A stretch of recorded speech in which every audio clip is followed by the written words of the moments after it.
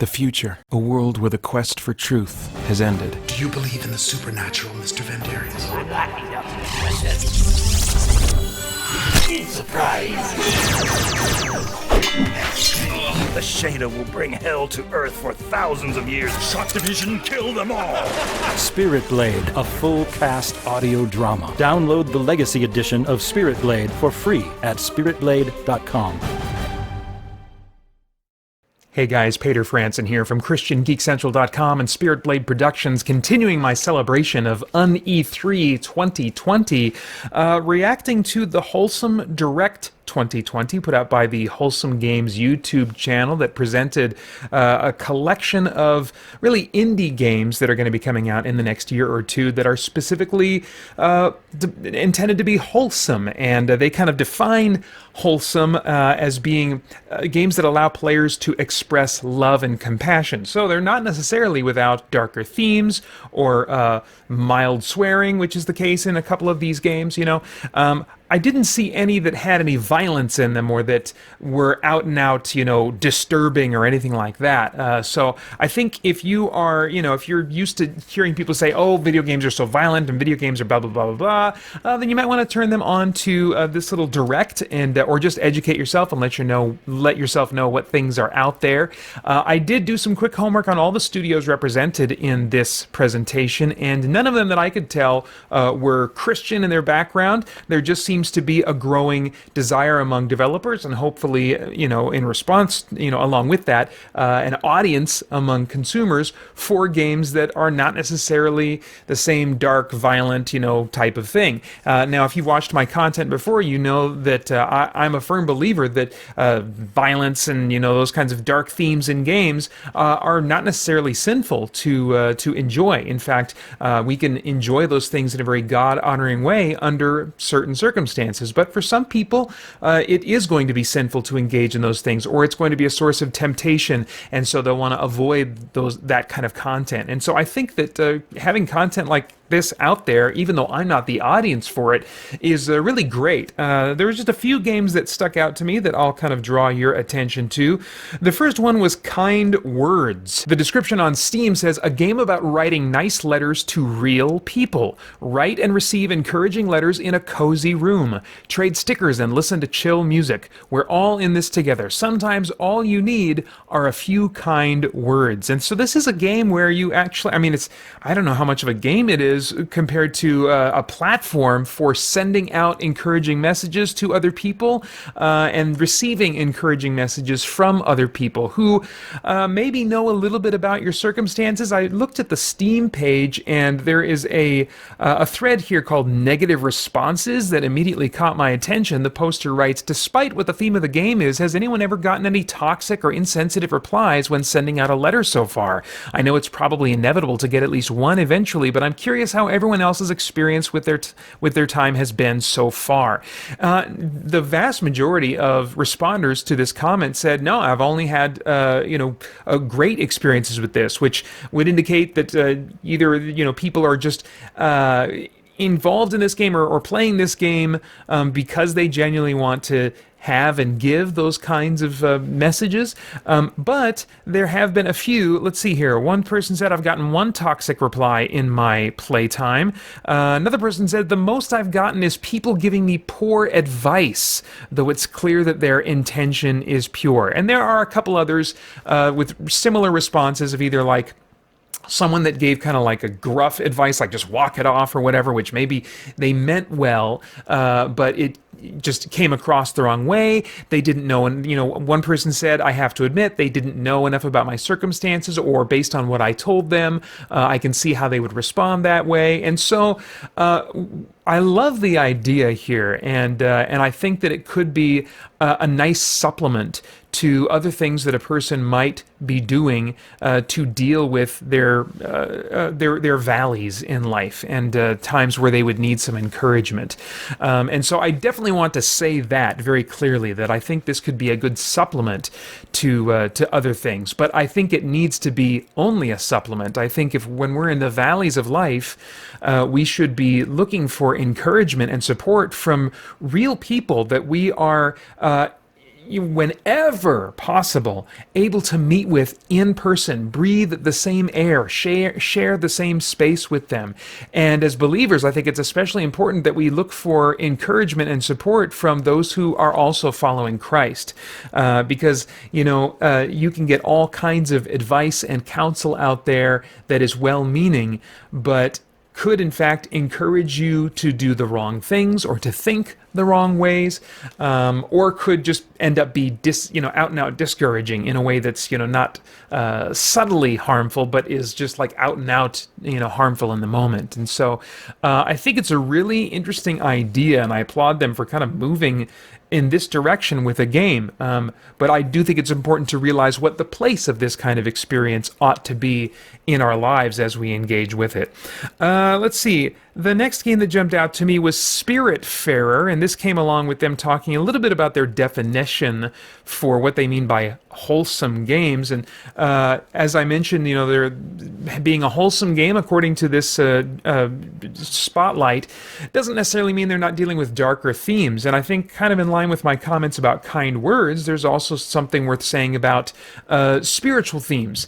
Spiritfarer is a game of, well, let me read the words from the developers themselves. It says, play as Stella, ferry master to the deceased, a spiritfarer. Now this isn't, I should add as a side, this isn't the first time I've seen this game. I've seen it in connection with, I think maybe Xbox did some spotlighting of video games that featured this game briefly as well. Anyway, build a boat to explore the world, then befriend and care for spirits before finally releasing them into the afterlife. Farm, mine, fish, harvest, cook, and craft your way across mystical seas.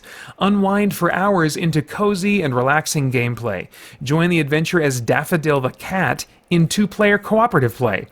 And then it says, learn how to say goodbye. Experience moving, emotional stories filled with unforgettable moments. Spend relaxing quality time with your spirit passengers, create lasting memories, and ultimately learn how to say goodbye to your cherished friends. What will you leave behind?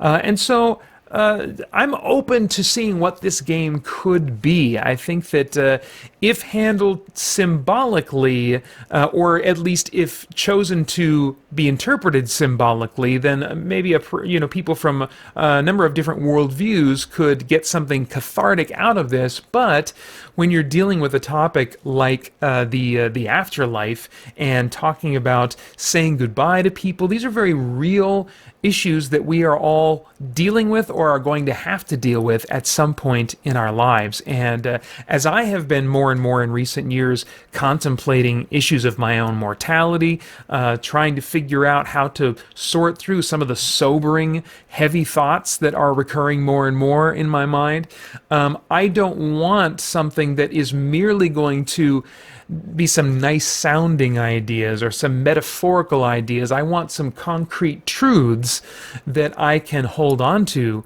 when anxious thoughts come to mind about my own death or the death of other people that I really love, And so, again, I would put this in the category of something that could be, possibly, depending on how it's executed, a worthwhile supplement, but definitely, as all experiences do, needs to be entered into with discernment. But of course, with this game, one thing I will say is it looks like it has a beautiful art style, and it looks like just the artistry involved in making the game is really solid, really solid. So it'll be interesting to see more of Spiritfarer. The next game that jumped out at me doesn't even have a website. It's got a Twitter account, and that's about it, and it's called Little Witch in the Woods, and this is kind of a 16-bit style game about being a witch in training. You are kind of apprenticed, I guess, to another witch, and so you're going to be learning to make potions, and you're going to go out into the wildlife and study magical creatures and stuff, and I think helping townspeople as well. And I'm interested in trying to find the right kind of crafting game for me, the right kind of game that's about gathering ingredients and making potions and spells and objects and stuff like that. I like those elements when they are a side activity in other RPGs that I've played, and I've tried to get into Stardew Valley, not quite successfully. I think I need something that has a little bit more of a magical theme, and so I can see me possibly grabbing onto this game. But it's going to have to come to consoles at some point. I mean, as all these games are going to have to for me to, even potentially play them. I highly doubt that I'll be interested in playing them on PC. Finally, the last game is Haven, and the description for this one on the Steam store, and I should also mention that it's coming to Xbox Game Pass, so console players, this one's still relevant to us. And what's this? It looks like it got an award for Best Indie Game from for PlayStation at the Tokyo Game Show. So while I didn't see any mention of it specifically coming to PlayStation 4, just the reference to it coming to Xbox Game Pass, it looks like it's probably coming to both of the major consoles at some point. Anyway, the description for Haven reads, you and Kay have escaped to a forgotten planet. Play the two lovers settling in an unknown world. Survive together, glide over the plains, camp, restore the planet, fight if you have to. All that matters is to stay together. Key features include play two characters at the same time to explore, fight, or in the dialogues, glide over the grass, gather flow, and clean the rust as you explore the fragmented planet. I think there's probably some English as a second language stuff going on here, or translation issues going on here. Fight with the two characters in real time and use tactical sense and timing. A romantic space adventure, the saga of two lovers trying to stay together against all odds.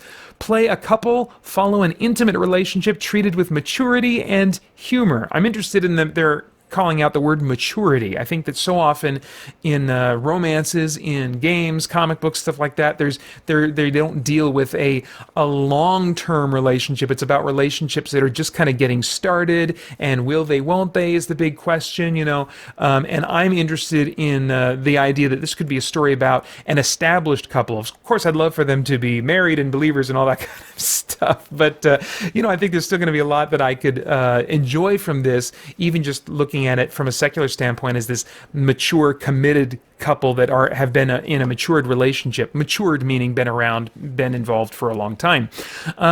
It also says immediate to play, accessible, a pause in a busy day, not sure what that means. A second player can, accessible, I understand what that means. Immediate to play, I'm not sure what that means.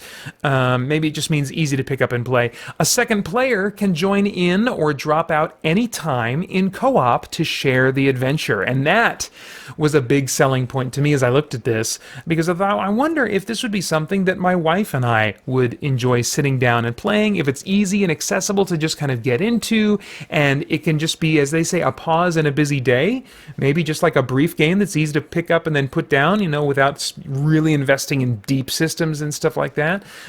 So I'm definitely going to be keeping Haven on my radar and seeing, if it might be something that is for me and maybe even my wife as well. All right, well, that's all that stood out to me. Again, check out the Wholesome Games YouTube channel. It's a 37-minute presentation with I want to say 50 games that they showcased, and so there's a very likely something in there that will at least make you curious and interested in keeping an eye out for. That's all I have for now. Stay tuned for a lot more UN-E3 coming up this Thursday. I plan to be reacting to the big PlayStation 5 games reveal, and then there's a bunch of stuff that's going to be exploding onto the internet this weekend and early next week, and I plan to be here and working hard to react to it all and present my thoughts to you. So I hope that you will come back for that. Please click subscribe and click that bell so that you don't miss any videos, and I will talk to you again another time. Thanks a lot. Bye-bye. The future, a world where the quest for truth has ended. Do you believe in the supernatural, Mr. Vendarius?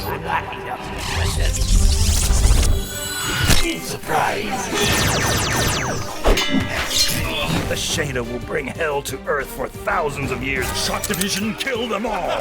Spirit Blade, a full cast audio drama. Download the Legacy Edition of Spirit Blade for free at spiritblade.com.